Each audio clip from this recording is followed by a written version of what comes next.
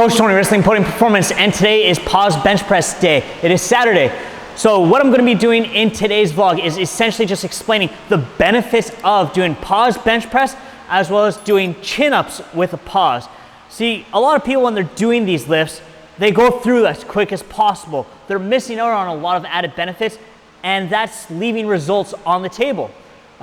If you've ever noticed that you've kind of stagnated on a lift, sometimes slowing things down and pausing is going to be one of the best things you can do to then spur new progress. It gives you a new stimulus. So when I'm doing the PAUSED bench press, what I'm doing is when I get to the bottom, I pause it on my chest, and that's making it so that my pec and my triceps, the two primary movers of the exercise, are in a stretched position, and that's going to take a little bit of that elastic energy out. I'm doing it with a roughly 1 second pause on each rep.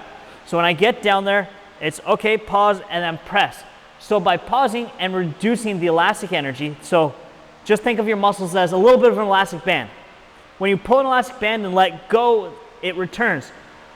So when you're coming down on a bench press and you just go right away, you get a little bit of an elastic recoil in the muscles. They stretch and then they like to contract back together nice and forcefully. It makes it a little bit stronger. By pausing, they don't get that quick little rebound feeling. So it makes it a little bit weaker, which means now the muscle has to work a little bit harder. Now, keep in mind, you will not be able to lift as much as you normally can. So this is going to have another benefit. It's going to take a little bit of that load out of the joints.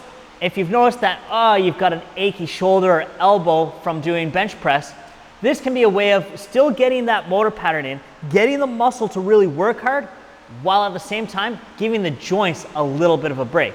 So here we go with the first warm-up using just the empty bar. So as I get set up here, I get my eyes under the bar when I'm first underneath it. This way when I unrack, there's no chance of hitting the uprights.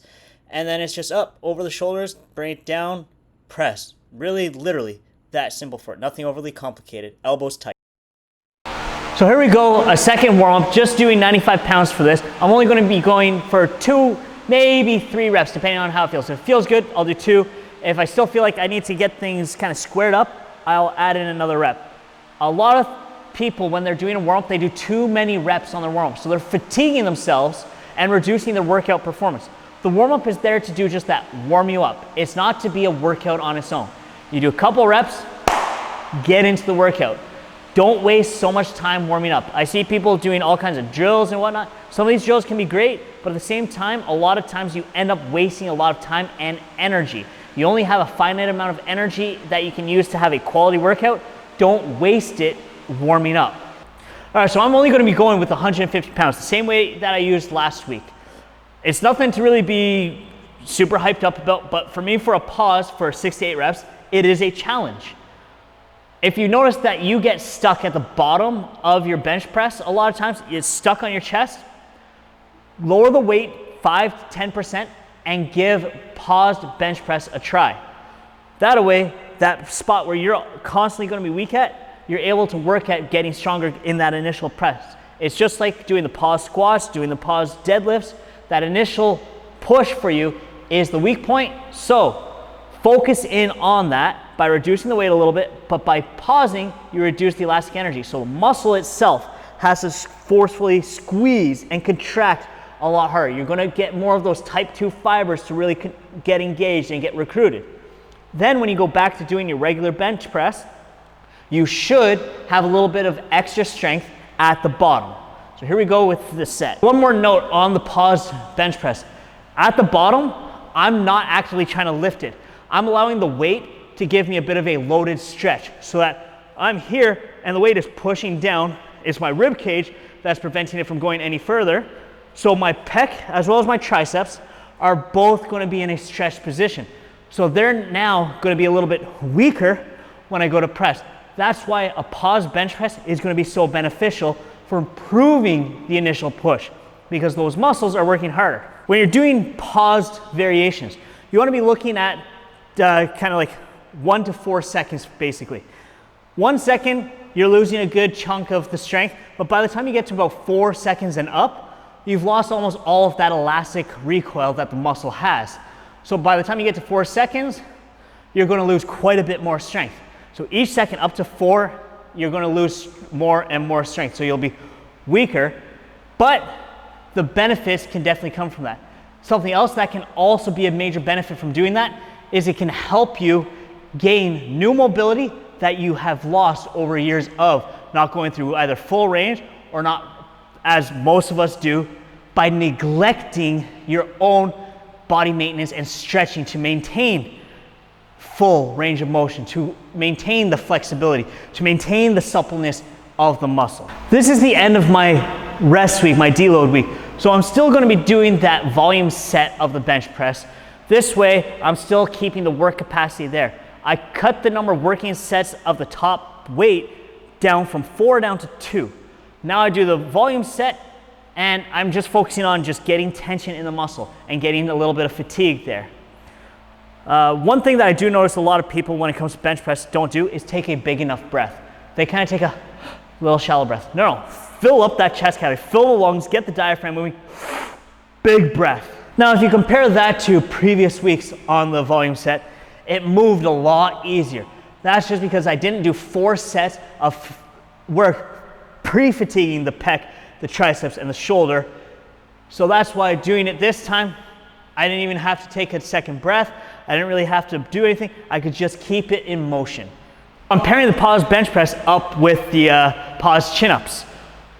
A lot of the same benefits from the bench press with a pause and other exercises with a pause work on the chin-ups. The only difference is now it's a body weight type exercise, calisthenics. And since how you're pausing while holding on something overhead, you're opening up your shoulder joint. So a lot of people can notice benefits in terms of being able to get better range in their shoulders because their lats are being forced to stretch, their intercostals, their rib cage and everything kind of opens up a little bit more, their abdominals might open up a little bit more, all just because your body weight is pulling down while you're fixed from the top. That traction lets everything kind of open up a little bit more. You can't really get that when you're just standing the same way. That's why that hang from an overhead bar can really help a lot of other areas. Not to mention, a lot of people's grip these days is like grabbing onto a dead fish. There's not much there. Chin-ups are a great way to help improve your grip just naturally in a simple way because you're having to hold on while also flexing your arm and your lats, so everything has to engage together.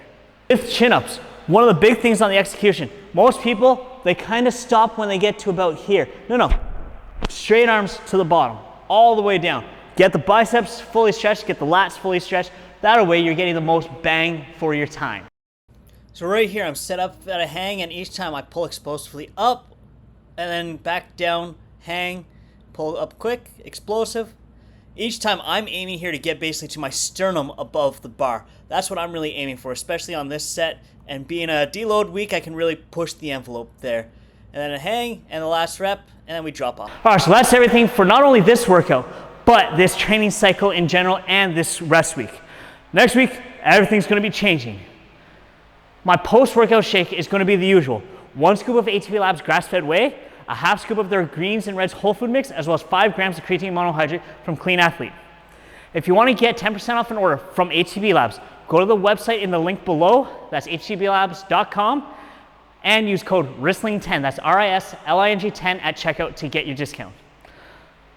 If this is the type of content that you like with the education in terms of the vlog and with the my own commentary of it and pointers, please take a moment to like this video, subscribe to the channel, and leave a comment below with any questions you may have on it. Now, go give paused exercises a try. Coach Tony, Wrestling Podium Performance. Embrace your potential.